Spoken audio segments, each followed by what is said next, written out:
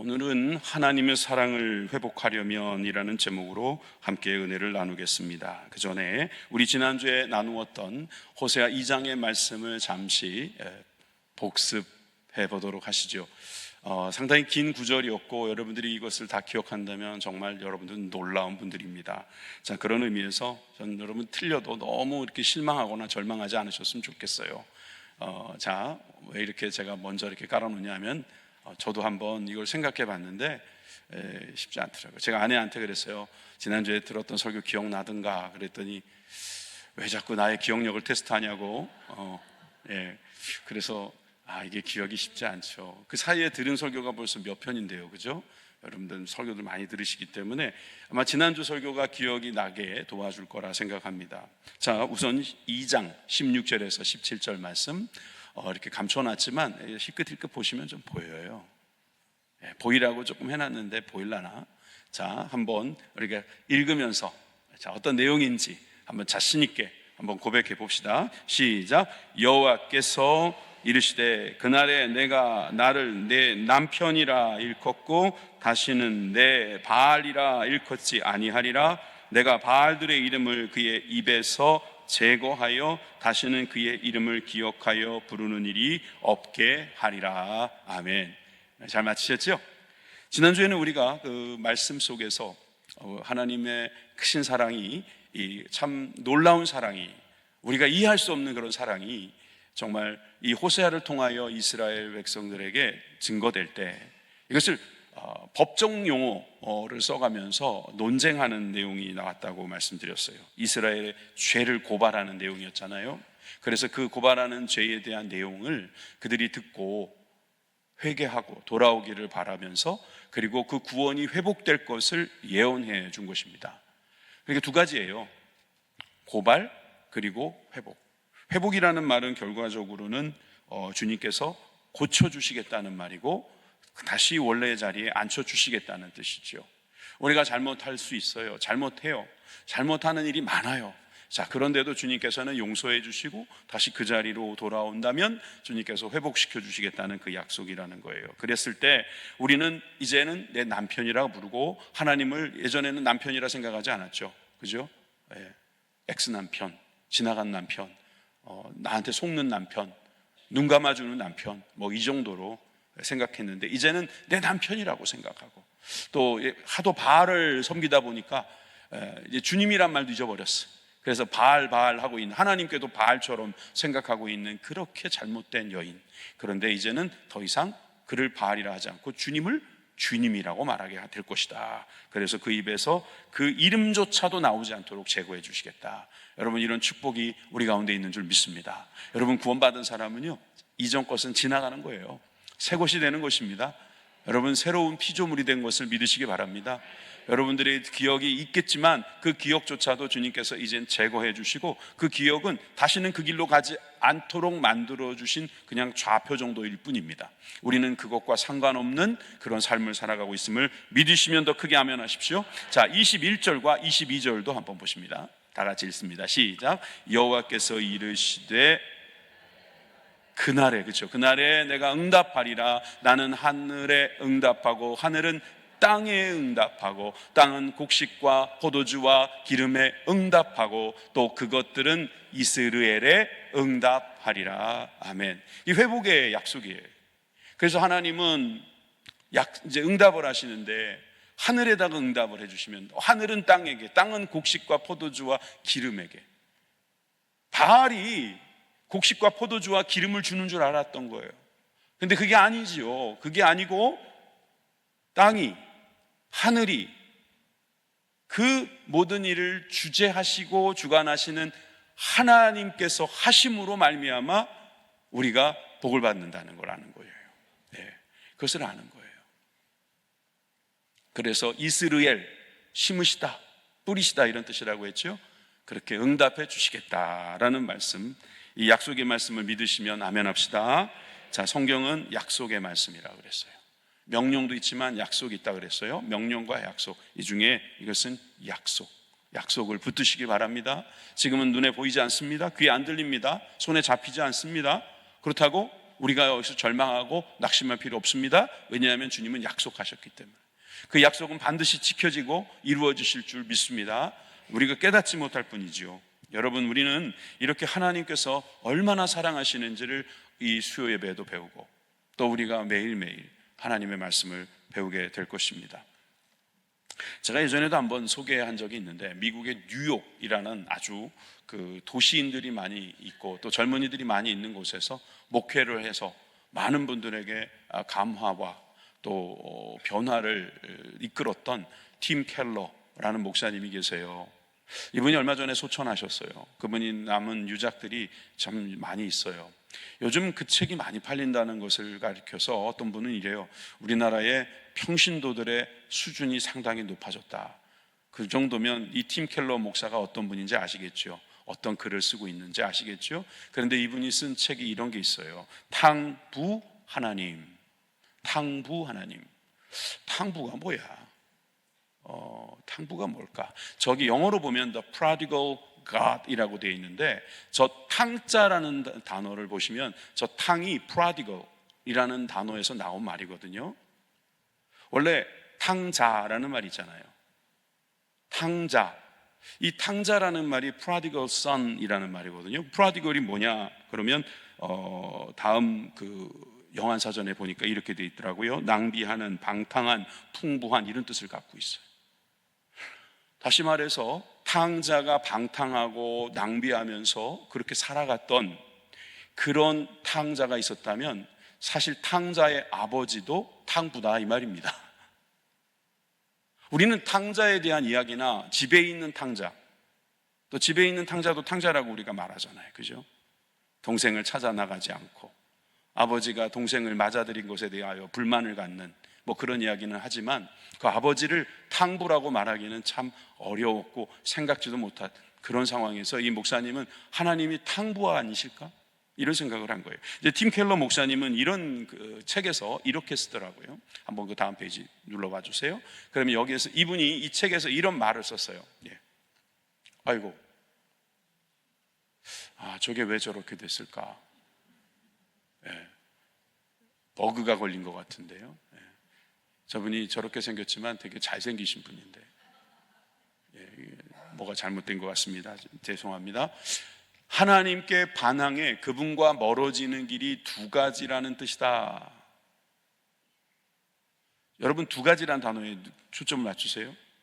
하나님과 멀어지는 길이 두 가지가 있대요. 하나는 그분의 규율을 어기는 것이다. 집을 떠난 아들은 그래서 탕자예요. 그런데 또 하나는 모든 규율을 열심히 지키는 것이다. 첫 번째는 이해가 되는데 두 번째는 이해가 안 되다가 우리가 이제 이해가 돼요. 왜? 난 다 지켰어요. 난 모든 규율을 다 열심히 지켰단 말이에요. 내가 언제 아버지한테 염소 한 마리 잡아달라고 했냐고요. 그런데 그건 아니잖아요. 왜 자기 걸 다 가지고 나가서 아버지의 것을 다 버리고 온 저 아들을 맞이해 주시냐고요. 그러면서 아버지하고 멀어지는 거예요. 그런데 첫째 아들, 그 탕자도 어떻게 해요? 안아주는 거예요. 난 내 것이 다 네 것 아니겠느냐는 거예요. 네 동생이 지금 돌아오지 않았냐는 거예요. 이 아버지의 이 마음 상태가요, 방탕한 마음이라는 거예요. 그래서 굉장히 마음이 너그럽다라고도 볼 수 있지만 그게 도가 지나치지 않냐 이 말이에요. 저 한 번만 더 보시면은 그 다음에 뭐라고 제가 또 그 책에서 읽었냐면은 다시 보여주시겠어요? 안녕하세요 목사님. 네. 돌아오셨군요. 네. 자, 뭐라고 써 있냐면은 하나님은 우리가 그분의 사랑을 받을 자격이 없을 때에도 그분의 사랑을 우리들에게 주신다. 그분이 우리에게 사랑을 주신다. 이렇게 고쳐야 되겠군요. 여러분, 우리들에게 사랑을 주시는 그분의 마음에는요, 우리의 자격은 그다지 중요하지 않다는 거예요. 그냥 아버지의 마음이 너무 낭비해요. 사랑 때문에 그냥 방탕한 마음으로 이 아들도 좋아, 저 아들도 좋아, 다 사랑해 주는 거예요. 다 갖다 버린 아들도 좋고.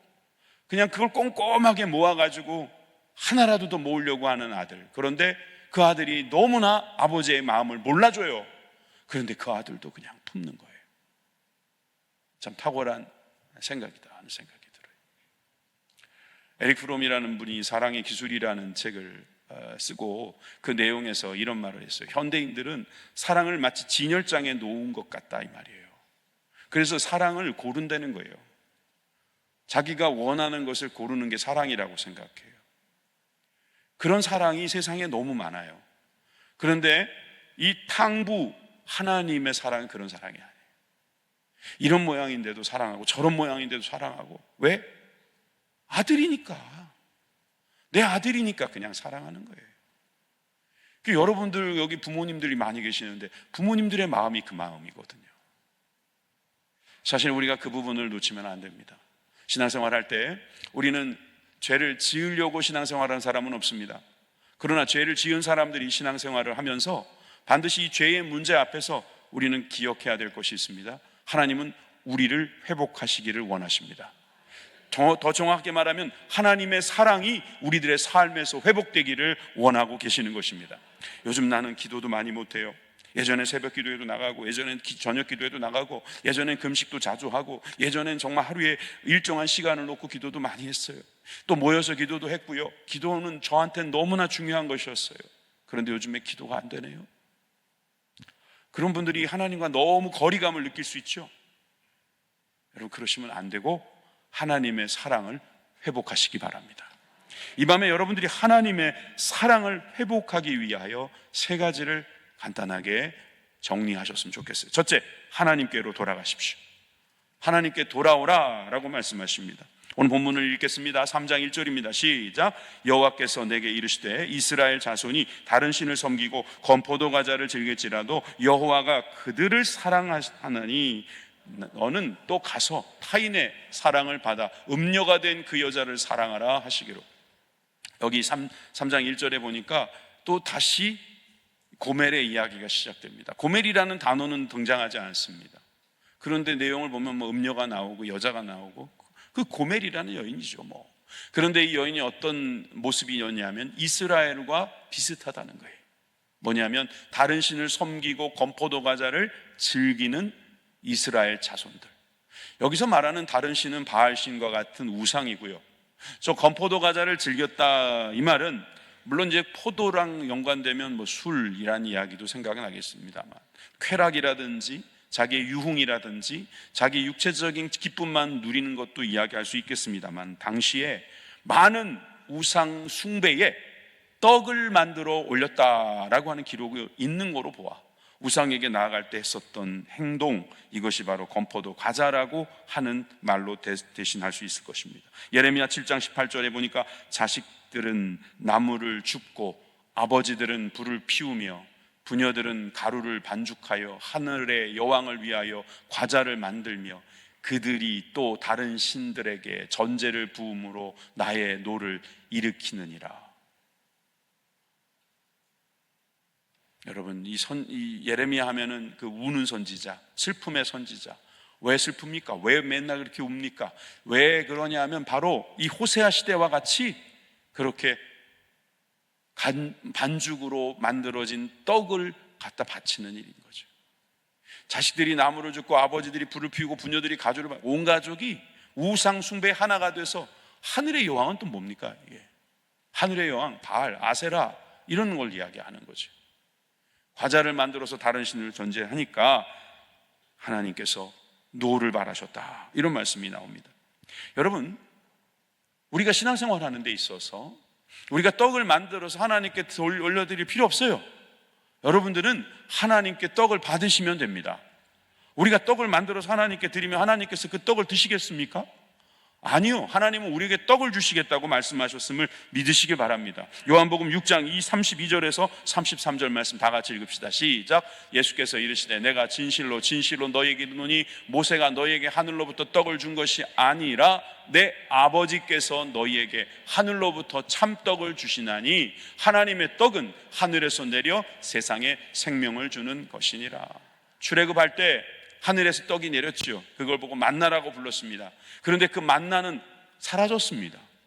이제는 더 이상 하늘에서 만나가 내려오지 않습니다. 그런데 하늘로부터 참떡, 참된 만나가 내려오는데 그 만나는 뭡니까? 세상에 생명을 주시는 것이다.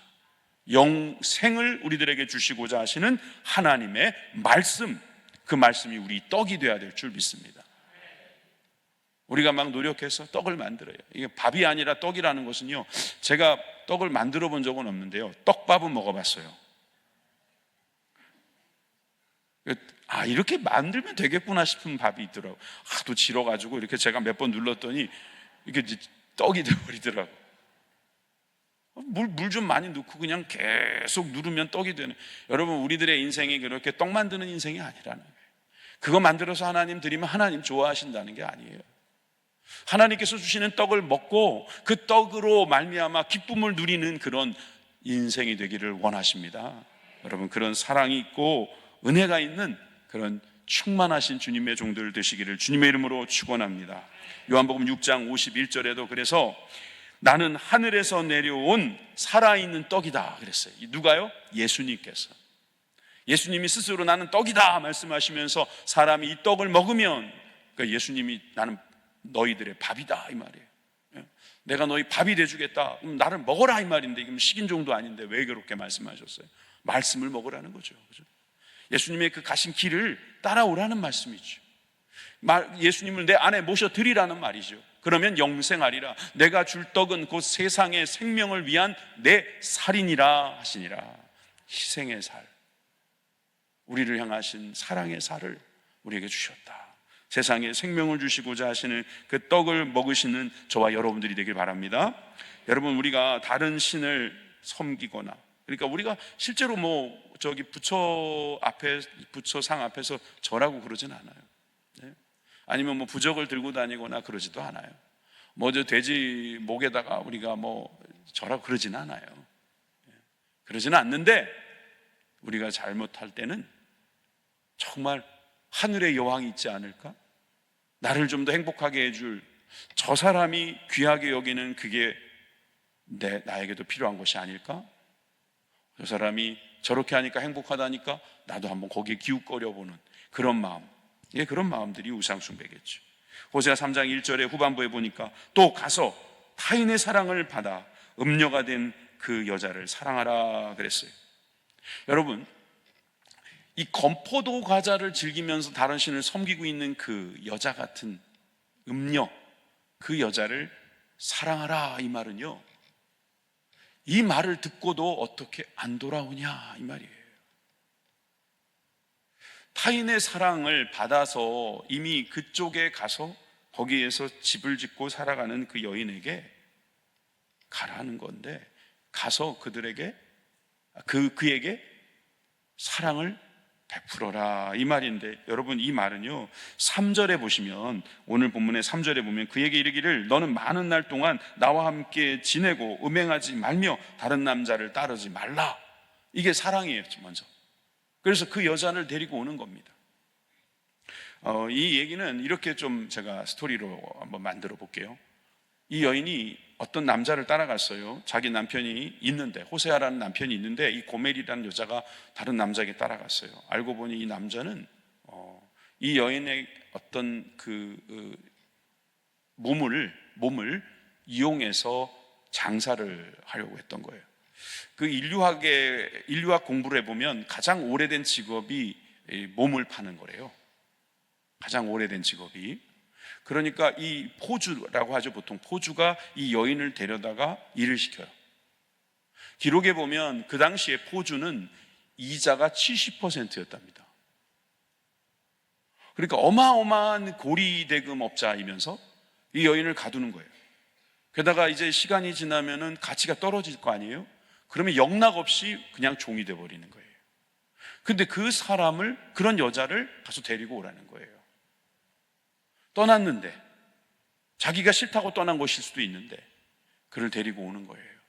호세아에게 그 명령을 할 때는, 여러분, 하나님께서 그런 모습으로 우리들에게 오신다는 뜻이거든요. 그런데 어떻게 안 돌아가냐고요. 하나님께서 우리가 세상을 즐기고 세상을 좋아하고 세상에 빠져 있는데도 불구하고 그 아들을 보내셔서 우리를 건져주시고 돌아오라고 하시는데 어떻게 안 돌아가냐고요. 어떻게. 돌아오라는 말보다 더 무서운 말이죠. 내가 너를 사랑해. 내가 얼마든지 내가 그것을 내가 책임져 줄게.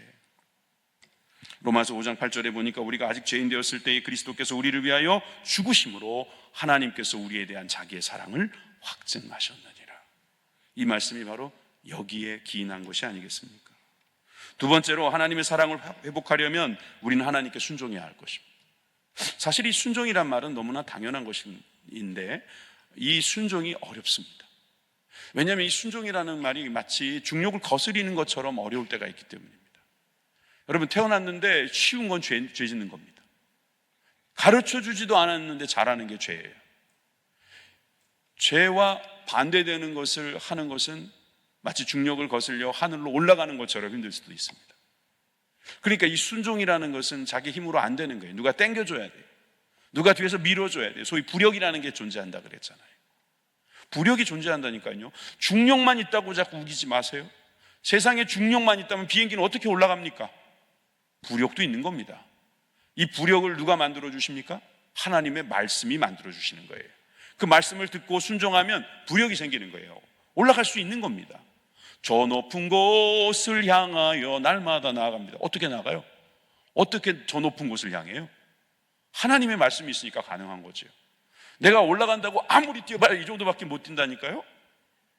아이고, 설교하다 이렇게 높이 뛰어보긴 또 처음입니다만 더 높이 뛰어볼까요? 안 돼요, 안 돼. 위에서 끌어올려줘야지 올라가는 겁니다. 주님께서 여러분들을 순종할 때에 그렇게 해주시는 줄 믿습니다. 그게 바로 오늘 본문의 2절 다 같이 시작. 내가 은 15개와 보리 한 호멜 반으로 나를 위하여 그를 사고. 자, 뭔가를 가지고 고멜을 사겠다는 거예요. 뭐 가지고 산다고요? 은 15개와 보리 한 호멜. 은 15개는 무슨 말일까? 자, 보리 한 호멜 반 무슨 말일까? 요걸 계산해 보면 바로 은 30세겔이라는 결론이 나옵니다. 은 30세겔. 이 은 30세겔은 또 뭐냐? 그래서 많이 들어본 말이잖아요, 그죠? 30세겔. 이게 바로 여자의 몸값이었습니다. 구약 성경에 보면 어떤 보상을 할 때 그 사람의 몸값을 또 그 존재에 대한 몸값을 성경에서 기술하고 있는데 참고로 말씀드립니다. 레위기 27장 4절에 보니까 여자면 그 값을 30세겔로 해라. 그리고 흥미로운 것은 출애굽기 21장 32절에 가보니까 소가 만일 남종이나 여종을 받으면, 그러니까 소가 남종이나 여종을 만약에 죽인다면은 그 남종이나 여종의 몸값으로 소임자가 은 30세겔을 그의 상전에게 줘라. 종의 몸값도 은 30세겔입니다. 여성분들 요즘 태어난 것을 감사하시기를 바랍니다. 종값이 여자들 값인 거예요. 그런데 예수님 이 몸값에 팔린 거죠. 목사님 은 15개를 했잖아요. 그러니까 15개를 이제 호세아가 갖고 있어요. 가난한 거예요. 가난해서 하나님, 내가 이거 가지고 가서 저 사람들한테 달라 그러면 안 해줄 것 같은데요. 그러면 너 가지고 있는 거 없냐? 그랬더니 찾아봤더니 나온 게 보리 한 호멜 반이 나온 거예요. 그것을 은 15세겔로 계산해서 은 30세겔을 만들어가지고 그렇게라도 해서 고멜을 데려오려는 그 마음이 바로 하나님의 마음이다. 예수님을 우리들에게 주시면서까지, 예수님을 그냥 준 거 아니잖아요. 예수님을 성육신 하셨잖아요. 예수님이 성육신 하셨다는 것은요, 하늘 위에서 안 하시고요, 이 땅에 내려오셔서 하셨다는 말이거든요. 이 땅에 내려오신 이유가 뭡니까? 이 땅에 우리들이 하고 있는 모든 죄를 다 짊어지고 가시려고 한 거예요. 여러분들이 짓는 모든 그 큰 죄, 작은 죄, 은밀한 죄, 보여지는 죄, 남들이 알고 있는 죄, 모르고 짓는 죄, 이게 다 우리 육신으로 짓는 죄인데, 이 육신의 죄가 바로 예수님께서 성육신하셔서 오신 그 이유이기도 하고, 그 성육신함으로 말미암아 우리의 모든 죄가 용서받았다는 사실을 우리 믿어야 할 것입니다. 예수님은 하나님께서 지불하신 우리들의 몸값입니다. 우리가 얼마짜리라고요? 그래서 얼마짜리? 예수님짜리라는 말이 나오는 거예요. 우리는 1억짜리가 아니고 예수님짜리다. 한번 따라해 보시겠습니다. 우리는 예수님짜리요. 예, 그렇게 말하세요. 너 뭐 돼? 그러면 난 예수님짜리요. 그러세요. 우리는 예수님께서 우리를 사랑하셔서 그 몸을 아낌없이 내어주신 참으로 놀라우신 사랑 안에 정말 이건 기묘하신 사랑, 정말 놀라우신 사랑이에요. 이 사랑을 우리가 깨달은다면 우리는 변하지 않을 수가 없어요. 그러니까 순종한다는 게 어려운 게 아니고요, 감동받으면 순종합니다. 감동받으면 순종하는 거예요. 여러분, 고멜이 남편이 어느 날 자기가 그렇게 살고 있는데, 형편없이 그냥 나락으로 떨어져 살고 있는데, 남편이 은 30세겔, 15세겔에다가 다른 걸 갖고 왔지만 그걸로 내 아내 찾아가겠다고 왔어. 아무것도 묻지도 따지지도 않아요. 그리고 가자, 집에 가자. 그리고 데려가는데 어떻게 순종을 안 하냐 말이야. 어떻게 돌아오지 않으며 어떻게 순종하지 않냐고요. 그 순종하지 않으면 그 사람은 사람도 아니에요. 좋은 예를 들었으면 좋겠는데, 여러분, 우리는 주님께서 우리들에게 감동을 주실 때가 너무나 많다는 것을 여러분 꼭 잊지 마십시오. 어떤 분은 찬양 중에 눈물을 흘리는 분이 있습니다. 어떤 분은 기도 중에, 또 어떤 분은 말씀을 읽다가, 여러분 어떤 분들은 다른 사람과 대화하다가 감동을 받을 때가 있어요. 설교를 들을 때에도. 또 우리가 하나님의 말씀을 곱씹다 보면, 제가 예전에 말씀드렸잖아요. 제가 구원받았다는 걸 확신한 게 어디였다고요? 지하철에서 가만히 있는데 갑자기 몰려오는 거예요. 주님께서 나 같은 죄인 살리시려고, 이 세상에 죄인은 나밖에 없을지라도 주님은 죽으셨겠다. 믿음이 확 들어오는데 눈물이 확 나오는 거예요. 앞에 있는 사람이 저 사람 왜 우나, 여자친구한테 채였나, 그런 생각했을 텐데, 아니요, 저는 그 순간 내 안에 인격적으로 주님 찾아오셨구나. 주님은 우리를 감동하시는 분이십니다. 여러분, 우리 가정에서도요, 누가 변화되지 않잖아요. 어떻게 하면 변화될 수 있습니까? 감동하면 변화될 수 있습니다.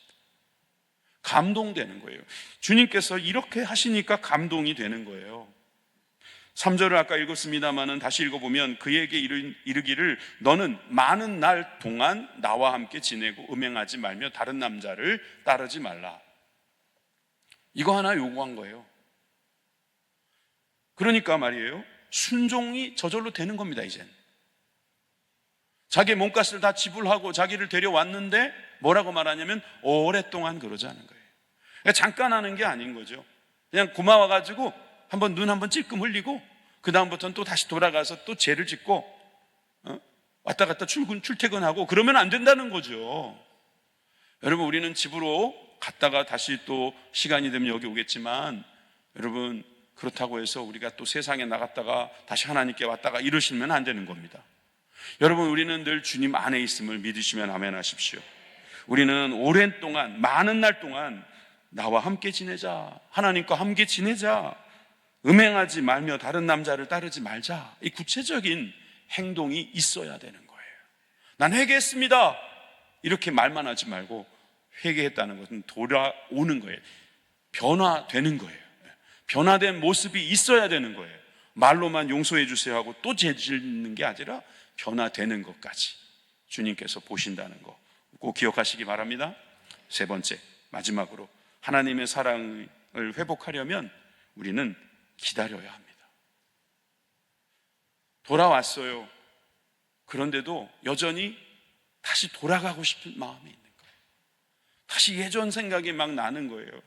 어찌 보면 그 중독과 그 빠진 것에 대한 그 악취가 여전히 자기 몸에 남아있다고 생각하는 사람들도 있을 거예요. 4절에 보시면 이스라엘 자손들이 많은 날 동안 왕도 없고 지도자도 없고 제사도 없고 주상도 없고 에봇도 없고 드라빔도 없이 지내다가, 여기서 말하는 왕, 지도자, 제사, 주상, 에봇, 드라빔 필수품이거든요. 이스라엘 자손들이 가장 좋아하는 거예요. 왕을 달라 그래서 왕 주셨잖아요, 하나님께서. 지도자도 달라고 그래서 지도자 주셨잖아요. 제사도 드리고 주상도 이런 에봇이나 드라빔 이런 것들은 제가 볼 때는 사람들이 필요하다고 막 여기저기서 주워온 거예요. 근데 이런 것도 이제 없이 하신다는 거예요. 우리가 필요하다고 생각했던 것 싹 다 없애버리신다는 거예요. 여러분, 이런 것은 우리들이 죄를 짓는 모습이에요. 우리가 죄를 짓는 모습이 하나님께서 주신 것을 제대로 관리하지 못할 때 죄를 짓는 거예요.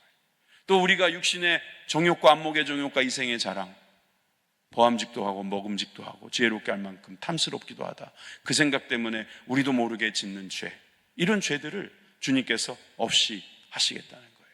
사실 그것은 없이 한다는 것은 축복일 수 있어요. 이것은 축복이면서 또 동시에 우리가 이 사실을 알고 그것을 해야 되는 거예요. 실제로 우리는 너무나 중요한 일들을 모르고 살아갈 때가 있습니다. 예레미야 2장 13절에 백성이 두 가지 악을 행했다. 두 가지 악을 딱 규정했습니다. 첫 번째 악이 뭡니까? 생수의 근원 대신 우리 주님을 버린 것입니다. 생수를 버린 거예요. 아니, 이 생수 안 먹으면 죽는데 그 생수를 버린 거예요. 또 스스로 웅덩이를 팠어요. 근데 그 팠는 그걸로 끝나는 것이 아니라 그 물을 가두지 못할 터진 웅덩이를 판 거예요. 물도 버리고 자기가 어디서 구해온 물을 담겠다고 했는데 그 웅덩이가 터진 웅덩이라서 고여지지도 않는 거예요.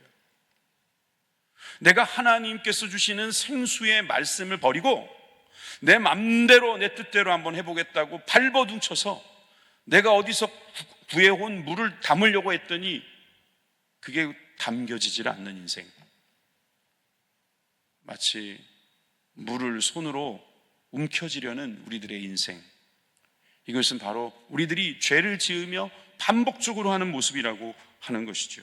그래서 5절에 보면 그 후에 이스라엘 자손이 돌아와서 그들의 하나님 여호와와 그들의 왕 다윗을 찾고 마지막 날에는 여호와를 경외함으로 여호와와 그의 은총으로 나아가리라. 여러분, 이스라엘 자손들이 돌아오면서 여호와와 그의 왕 다윗을 찾게 될 것이다.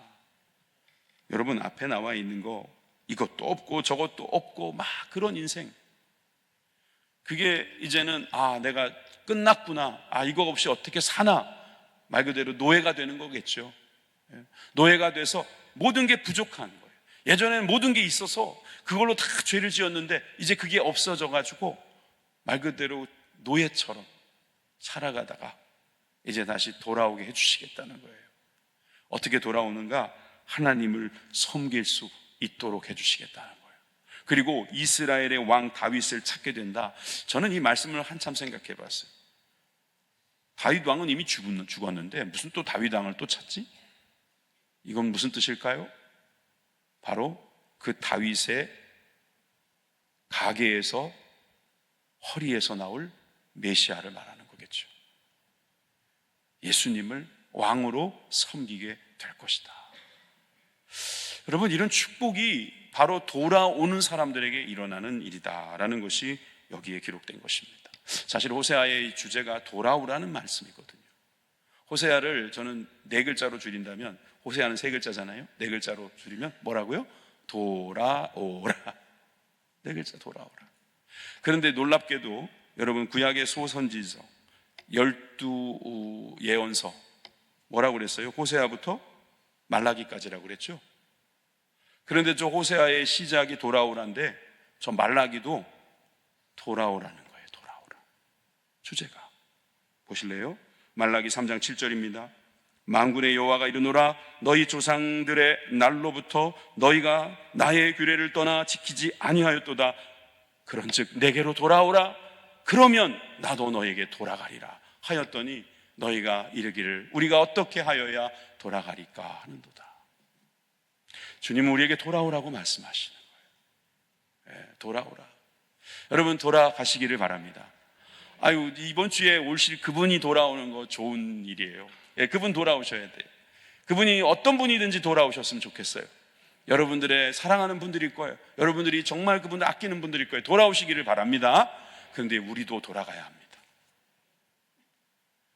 집을 떠난 탕자만 탕자가 아니고 집 안에 있는 탕자도 탕자일 수 있다는 거. 돌아온 탕자 동생을 사랑하지 못하고 그것을 같이 기뻐하고 그 아버지의 감격이 나의 감격이 없음을 내 마음속 스스로 회개할 수 있다면 여러분 우리 주님께서 돌아왔다고 말씀하시죠. 여러분 우리는 돌아가야 합니다. 돌아가는 인생이에요. 돌아오는 거예요. 주님께서 돌아오게 만드시려고요. 주님께서 우리에게 날마다 복을 주시요. 예레미야 50장 4절을 같이 읽읍시다. 시작. 여호와의 말씀이니라. 그날 그때에 이스라엘 자손이 돌아오며 유다 자손도 함께 돌아오되 그들이 울면서 그 길을 가며 그의 하나님 여호와께로 구할 것이다. 아멘. 예레미야 30장 9절 말씀도 시작. 그들은 그들의 하나님 여호와를 섬기며 내가 그들을 위하여 세울 그들의 왕 다윗을 섬기리라. 이거 예레미야인데요. 예레미야에도 이 말씀이 똑같이 나옵니다. 왜? 우리가 회개하고 돌아가면 우리가 하나님을 섬길 수 있게 되고 예수님을 섬길 수 있고 예수님이 하신 말씀대로 살아갈 수 있다는 거예요. 여러분 그것은 무슨 말인가? 돌아간 다음에 일어날 일 기다리면서 우리가 얻게 될 것이다 이 말입니다. 돌아온 다음에 우리들이 어떻게 되는가? 기다리게 되는 거예요. 근데 그 기다리면서 주님께서 주시는 것 바로 하나님을 섬기며 그리스도를 섬기는 그런 복된 인생이 될 것입니다. 세상을 섬기는 것은 쉽지도 않지만 섬긴 이후에 반드시 후회합니다. 목사니까 하는 말이죠. 아니요, 정말 잘 생각해 보세요. 세상을 섬기면 반드시 후회합니다. 여러분들이 원하는 만큼 돌아오지 않습니다. 절대로. 여러분들이 어떤 사람을 섬겼다 합시다. 어떤 조직을 섬겼다 합시다. 어떤 일을 했다고 합시다. 절대로 여러분들이 원하는 만큼 돌려주지 않습니다. 여러분들이 한 것만큼 돌려주지 않습니다. 절대로. 왜 이렇게 장담하는 줄 아세요? 전 수없이 많은 분들을 그렇게 봤어요. 조직이 나를 배신했대요. 그 사람이 나를 배신했대요. 심지어 세상이 나를 등졌대요. 여러분 그게 바로 인생들의 마지막이라면 이것처럼 불행한 게 어디 있어요? 그런데 주님 뭐라고 하세요? 돌아오라. 그러면 너가 나를 섬기고 나도 너를 사랑하겠다고 말씀하시는 거예요. 이 약속을 믿으시기 바랍니다. 이 약속은 반드시 주님께서 지키실 것을 믿습니다. 호세아 3장 5절의 마지막 절에 이렇게 말씀하시잖아요. 마지막 날에는 여호와를 경외함으로 여호와와 그의 은총으로 나아가리라. 이 부분만 다 같이 한번 읽고 마칩니다. 시작. 마지막 날에는 여호와를 경외함으로 여호와와 그의 은총으로 나아가리라. 아멘. 기도하겠습니다.